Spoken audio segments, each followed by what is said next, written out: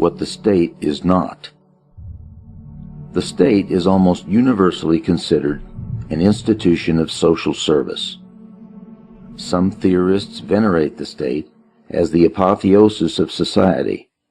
Others regard it as an amiable, though often inefficient, organization for achieving social ends. But almost all regard it as a necessary means for achieving the goals of mankind, a means to be ranged against the private sector and often winning in this competition of resources. With the rise of democracy, the identification of the state with society has been redoubled until it is common to hear sentiments expressed which violate virtually every tenet of reason and common sense, such as, "We are the government." The useful collective term "we" has enabled an ideological camouflage to be thrown over the reality of political life. If we are the government, then anything a government does to an individual is not only just and untyrannical, but also voluntary on the part of the individual concerned. If the government has incurred a huge public debt which must be paid by taxing one group for the benefit of another, this reality of burden is obscured by saying that we owe it to ourselves. If the government conscripts a man or throws him into jail for dissident opinion, then he is doing it to himself, and therefore nothing untoward has occurred.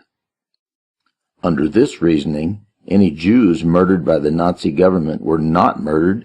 Instead, they must have committed suicide, since they were the government, which was democratically chosen, and therefore anything the government did to them was voluntary on their part.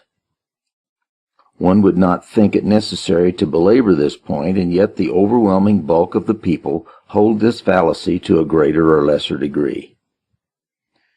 We must therefore emphasize that we are not the government, and the government is not us. The government does not, in any accurate sense, represent the majority of the people. But even if it did, even if 70% of the people decided to murder the remaining 30%, this would still be murder and would not be voluntary suicide on the part of the slaughtered minority. No organicist metaphor, no irrelevant bromide that, quote, "we are all part of one another," must be permitted to obscure this basic fact. If then the state is not us, if it is not the human family getting together to decide mutual problems, if it is not a lodge meeting or country club, what is it? Briefly, the state is that organization in society which attempts to maintain a monopoly of the use of force and violence in a given territorial area. In particular, it is the only organization in society that obtains its revenue not by voluntary contribution or payment for services rendered, but by coercion.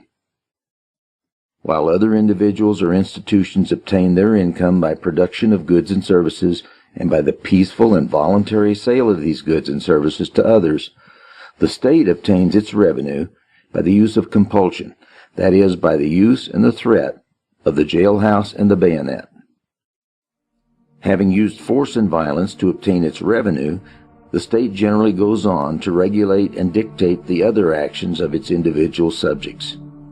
One would think that simple observation of all states throughout history and over the globe would be proof enough of this assertion. But the miasma of myth has lain so long over state activity that elaboration is necessary.